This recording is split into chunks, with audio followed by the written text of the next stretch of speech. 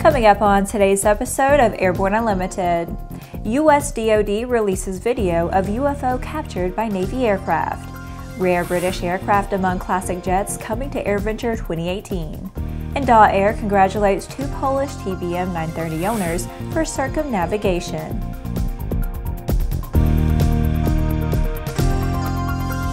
Hello, I'm Laura Hudson. It's December 22nd, and this is Airborne Unlimited. They're out there, just ask the U.S. Navy.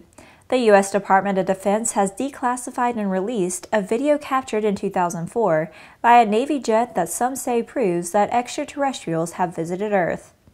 In the video, a UFO described by pilot David Fravor as a 40-foot-long Tic Tac is seen maneuvering rapidly and changing its direction. In the audio, one of the pilots say, "There's a whole fleet of them. Look on the SA. They're all going against the wind. The wind is 120 knots to the west."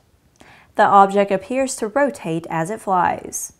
Former Pentagon official Lou Elizondo said that he believes that the video is evidence of aliens visiting Earth. Burnett was the head of the Advanced Aviation Threat Identification Program. He said in the interview that he had resigned from the DoD in October to protest what he said was excessive secrecy surrounding the program and internal opposition to it. The program was defunded in 2012. Elizondo said that the objects which were called aircraft in the program display characteristics that are not currently within the U.S. inventory, nor any foreign inventory that we are aware of. A lot was discovered, he said, including objects that appear to defy the laws of aerodynamics. After the break, U.S. ITC holds hearing on Boeing complaint against Bombardier.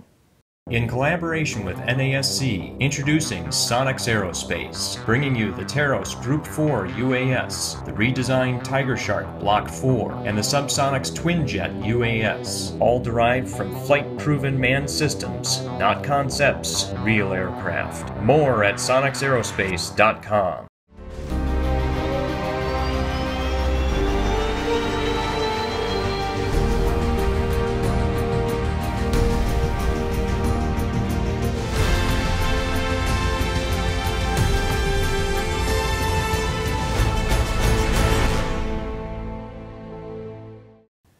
Welcome back. If you have a story suggestion for Airborne Unlimited, Aero-TV, Airborne Unmanned, the AMA Drone Report, our website or podcast, just email to news-spy@aero-news.net.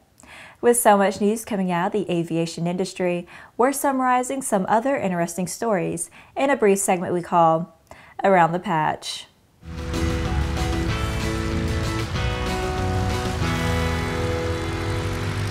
The U.S. International Trade Commission held a hearing on Boeing's complaint that Canadian plane maker Bombardier improperly used government subsidies to dump C-Series airplanes in the U.S. market, giving the Canadian company a competitive advantage over Boeing in the single-aisle market. In a statement released after the hearing, Boeing said that it had brought the case seeking enforcement of U.S. trade law, which mirrors the widely accepted rules of international trade adopted by most WTO member nations, including Canada. A federal grand jury in Anchorage, Alaska has returned an indictment charging Forrest M. Kirst 60 of Fairbanks with 2 counts of obstruction before the NTSB and piloting an aircraft without a valid airman certificate. According to Assistant U.S. Attorney for the District of Alaska, Retta Randall, on August 24, 2014, a Ryan Navion piloted by Kirst was involved in an accident near Adigan Pass, Alaska. 3 passengers aboard the aircraft sustained serious injuries, and 35 days later, one of the passengers died as a result of his injuries. Joe Brown, CEO of Tailwind Technologies Incorporated, the parent company of Hartzell Engine Technologies LLC, has announced that Mike Disbrow is retiring as president of HET, and that the industry veteran Keith Bagley will take over as its new president on January 1, 2018. I'm extremely proud of what we have accomplished here in Montgomery over the past 7 years, and I know that there are some great opportunities ahead. A VistaJet charter jet was attacked on a runway and robbed in Lagos on December 12th as it taxied to a hangar after arriving from Istanbul. After the aircraft landed last week at Murtala Muhammad Airport in Lagos, the captain of the aircraft, in a hearing, found that the rear door of the aircraft had been opened, and a large black bag belonging to Francesca Louis, the flight attendant on the flight, was missing. Well, that's it for today's trip around the patch. Now let's move on to the rest of the news.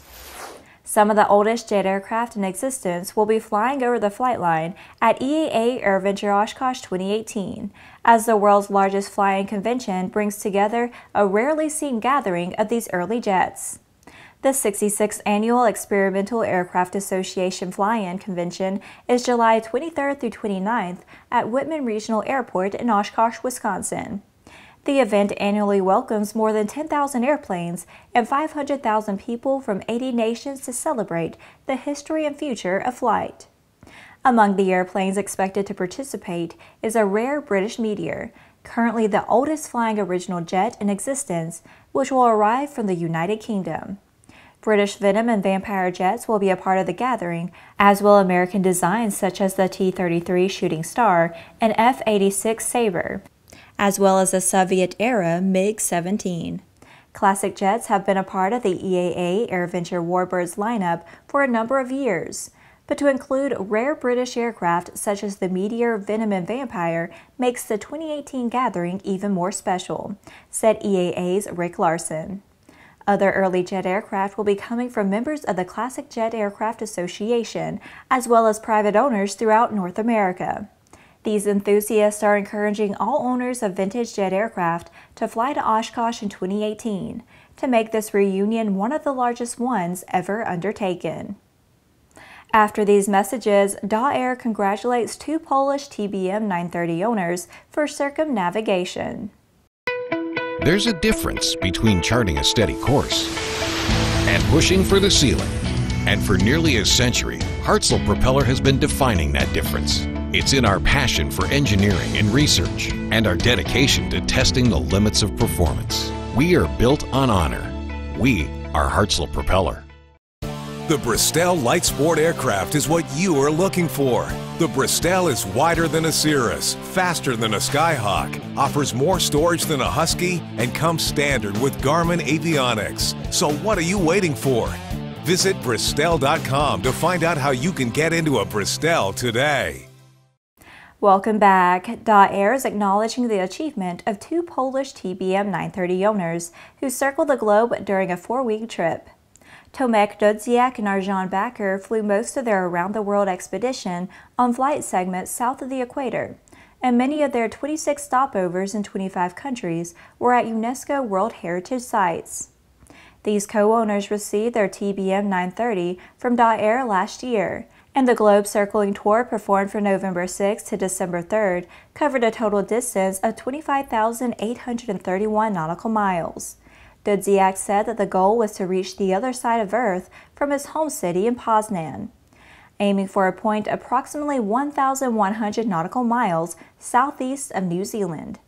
I plan to fly there and continue back home, trying to draw a nice big circle, he explained. However, crossing oceans via northern routes would have created complications, so he decided to go island hopping in the Pacific Ocean and cross the Atlantic Ocean from Brazil to Cape Verde. Dudziak said that the voyage required long legs, including several segments of more than 1,000 nautical miles while crossing the Pacific Ocean. The average ground speed of the global circumnavigation was 271 knots to airspeed. Well, that's our program for today. Remember that Airborne Unlimited is currently on our winter schedule and is streamed Monday, Wednesday, and Friday, alternating with Airborne Unmanned on Tuesday and the AMA Drone Report each Thursday. Additional breaking news bulletins may be posted for important stories that fall outside of our normal deadlines. Since Christmas is this Monday, Airborne programming will be on vacation until it resumes on Wednesday, December 27th. If you're watching us on YouTube, please subscribe and do check us out on Facebook and Twitter.